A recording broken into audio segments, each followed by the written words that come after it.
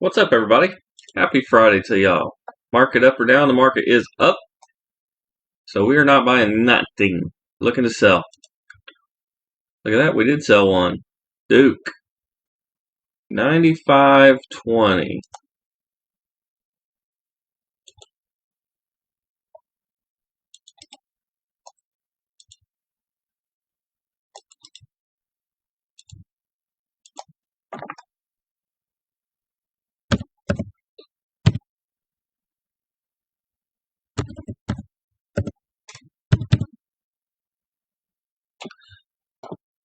Alright, so that gets us to a grand total of 155. We beat last month. Check it out. And we're getting close to that $40 amount. So, everything's going good. That wasn't a crazy one. This J&J is bogging us down, but it will sell. So no worries there. We'll do a little perspective here on the markets. The market's ripped today. You can see we crossed multiple moving averages. On the week,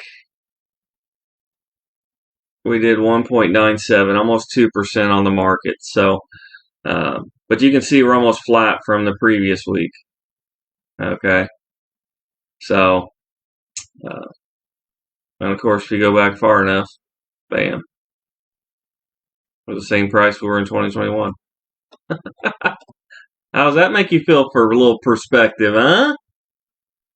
We've been pulling cash out. So, but what I want to illustrate with this point is that the market, number one, is respecting these trend lines, but it outperformed us for the week.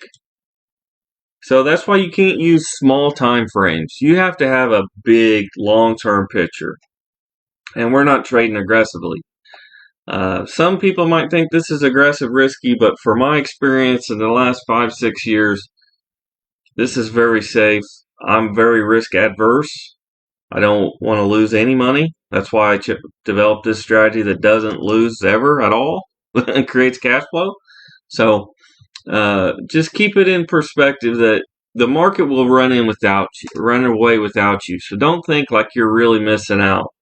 And also keep in mind that in order to hedge that a little bit, we have our investment account, which probably did awesome.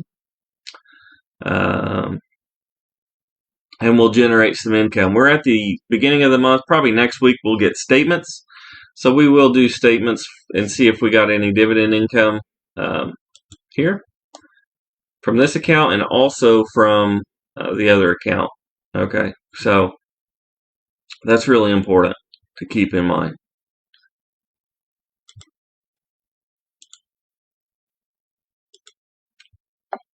We can take a look real quick, nothing major. Oh, you can see it pop up here, but also keep in mind that these moves rarely finish this way. And one thing I did want to point out is that the moving averages are still pointing down.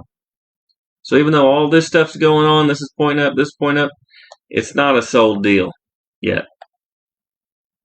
And there's still this space here that I'm watching very, very closely. So we'll get to see, next week exactly what happens. Remember, if price does fall into this zone before we continue higher, we will get to put our money back in down here. And that's how we're going to build alpha. I mean, you can see that's just how price moves. It goes up, it goes down, it goes up, it goes down, it goes up, it goes down. So that little wiggle, that's what gives us the opportunity for this strategy, and it produces all this cash flow for us.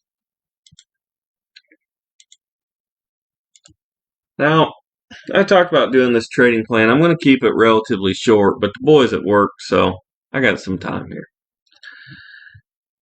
And basically all it is a set of rules, okay? Number one. Now, this is not your trading plan. You cannot copy me because you are not me. You're welcome. You wouldn't want to be me anyway, probably. But for me, I don't buy assets that don't give me cash flow. Now, in parentheses, that would be dividends or distribution. So If you're part of a REIT or an MLP, limited partnership, or something like that, that would be something to keep into account there.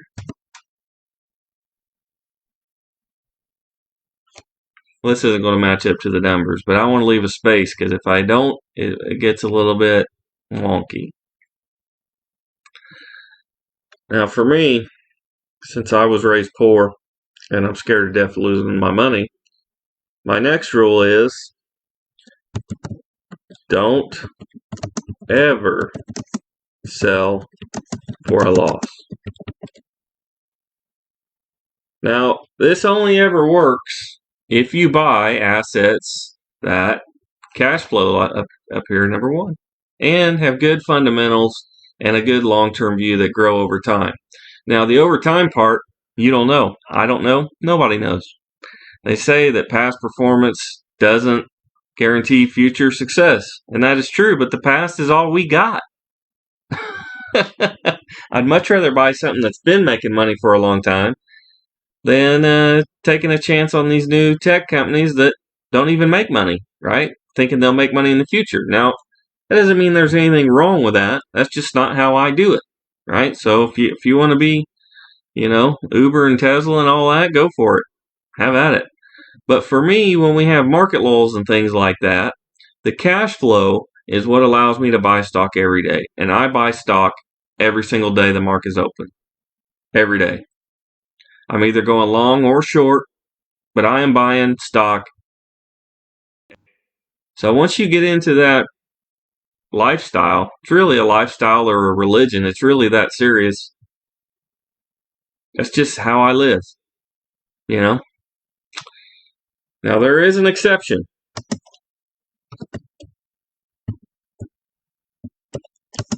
Would be a spinoff.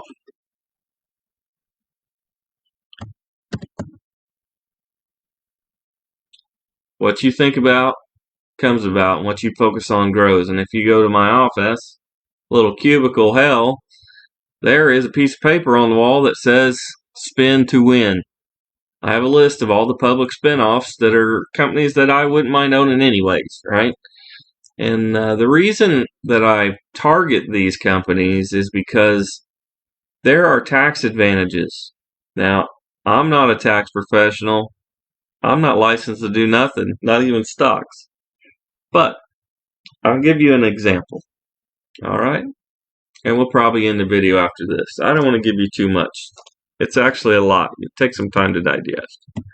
AT&T spun off into AT&T and Warner Brothers Discovery Channel. Now, for simple math, I'm going to provide an example. Say you had $100 of AT&T. Now, when they spun that off, now the stock price dropped, and I had $75 in AT&T and $25. So it was roughly a 25% spinoff. That's all I'm really trying to illustrate, okay? The numbers could be percentages based on larger amounts, which was for me, obviously.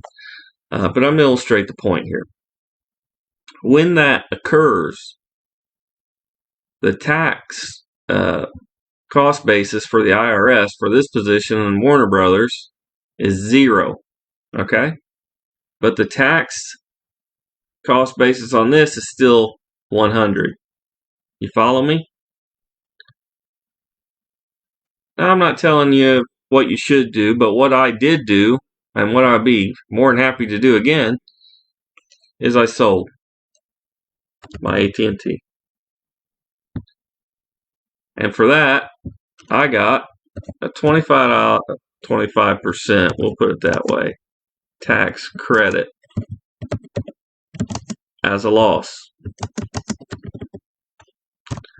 Now, take a second. Did I lose anything? No. My tax credit is just over here in Warner Brothers. See? So I didn't lose anything, but I got a tax write-off. Now, there's a thing in the stock market IRS deal.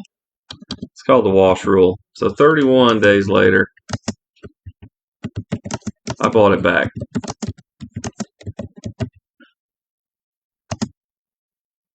and it was lower than I sold it, but I just bought it right back. So now as that goes up, if it splits again, maybe I can't do this little hack, right? Because my cost basis is lower now, right? But for future companies or companies I don't have a lot in, I can go pretty heavy on this, and I can also factor up, okay, how much do I have in what's my tax bill? Let's look at it. How much have I made so far, right? I got a spreadsheet, just like this one. Just has bigger numbers on it. And you can kind of tailor it this way. And I think this is one of the major ways you can kind of do what real estate does. Real estate is so much better for tax reasons. But there's something about real estate that I just can't wrap my head around. I just feel more comfortable with paper assets, and I do own a lot of real estate in paper assets through REITs. And some people tell you don't really own it then, and whatever. Okay, I get a check every month, so that's good enough for me. When they pay rent, I get money. That's all the real estate I need. But I'm aware of these things, okay, and they do not happen very often, right? And a lot of times what will happen too is the stock price will run up into a spin-off or sell-off. And when you get this little hack, you can get some tax benefits. And most people, when they have a W-2 job, they don't get much, right? At least that's my understanding on it. Like I said, consult a professional. If your taxes get wonky, just go to the pros. I did my taxes so far in my journey. I did them this year as well. And I really wanted to do that so that I could understand how the numbers affect each other, because there's certain numbers you can't write off unless you go long form, or if you go through a bunch of hoops to be classified as a trader and all these other things. But there's certain things that come off before that lower your taxable income amount. And those are the ones that you focus on, right? They have the biggest effect. So if I confuse you, don't worry about it. But don't ever sell for a loss. You can forget all the spin stuff here, right? But I don't ever sell for a loss. Now we've got this J&J position, right? And it tanked, bro. This thing freaking tanked, right?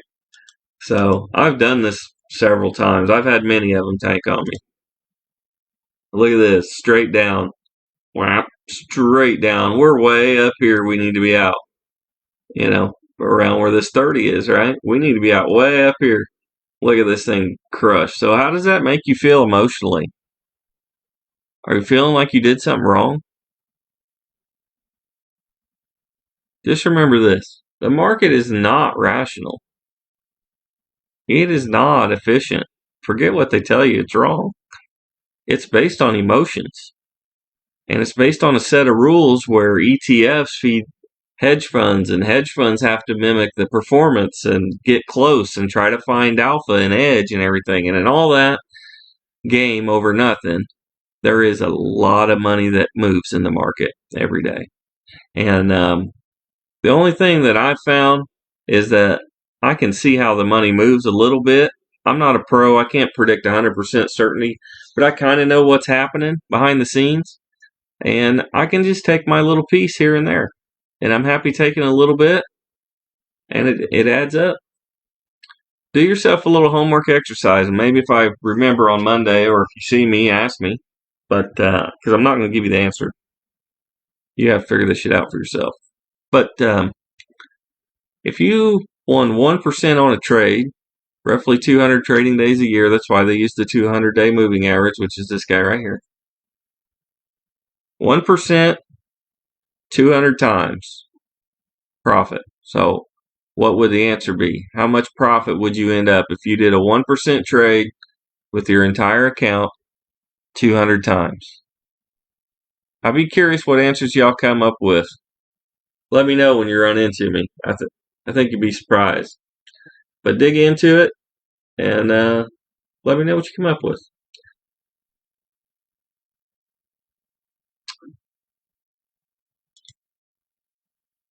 These are what the whole thing is based on. I learned trading from a lot of different people, and I've watched people that I didn't even have any interest in. I watch penny stocks and all that, and I'm a profitable penny stock trader, but it just doesn't fit my personality. I had to find something that I could sleep well at night, like everything's cool. I got a short position on the market. I'm totally cool. I'm pretty confident it's going to happen. But most of my money is long. So either way, like life is good. I finally found exactly how I do business. And that's what the trading plan is. And it's very detailed as we get into it. We haven't even got into, putting a trade on and what's the setup and all that. But we'll do that as we get time or as I feel like it. I'm starting to feel better, and I think it has a little something to do with making money. And I think I was just putting a lot of pressure on myself for this retirement thing, and I've been speaking it into existence for quite a long time. Whereas people are like, probably think, hey, is he going to retire or is he just full of it, right? But I've got several months in a row where I beat my living expenses. So I'm financially ready to go. But when you make $1 at a job, once you figure out how powerful compounding is, it is hard to not take the dollars from a job because you know that you're not making the $200 today. They're just going to give you $200 and you're going to multiply that maybe 200 times before you die. You make 5% a month on that,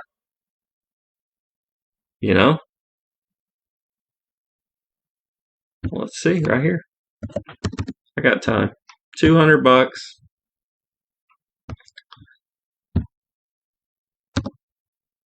times 1.5%, right?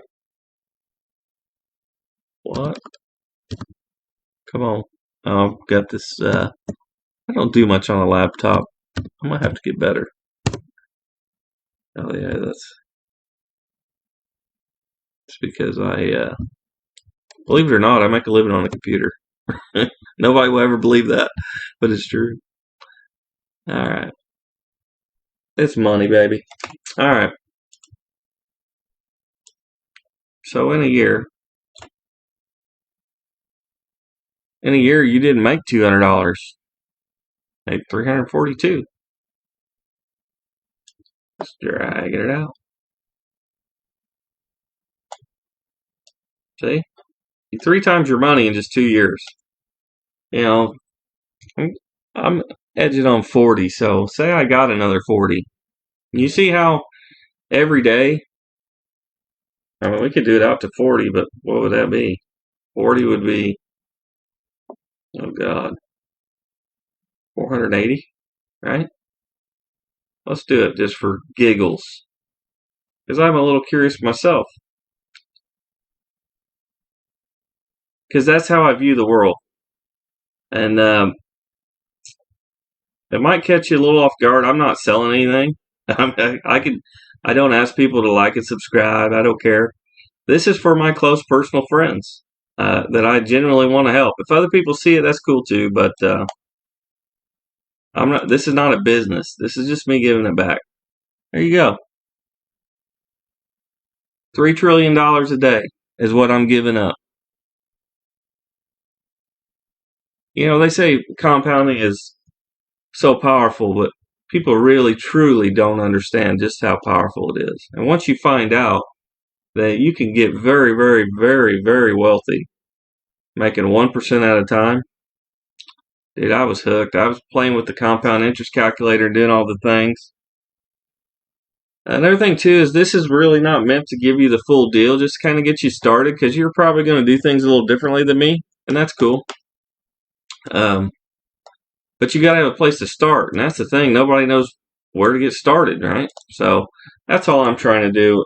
And the only thing I ask in return is that if you get a grasp on this and start making some money, spread the word, Tell other people you care about how it works. I think more people that work really hard at a job, that work overtime, that work 50, 60, 70, 80 hours a week, I think they'd be willing to do 5 to 10 minutes a night trading, right? I do these videos when the market's closed, so, and it doesn't take long for you to get it. You probably watch a few months and then just kind of go off and do your own thing, which is cool. But you can show them how you do it. You might do it different, but make sure you have some data first. We'll change the world one day at a time. We're trying to make a positive impact. I hope this is helpful to you. Remember, make your own decisions.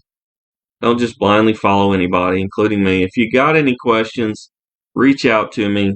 Y'all got my info. This is what I live for. It's my purpose in life. So I think I figured it out. I think I can help other people, and that's what I want to do. So you just get a hold of me if you got questions. Have an awesome weekend. Be safe.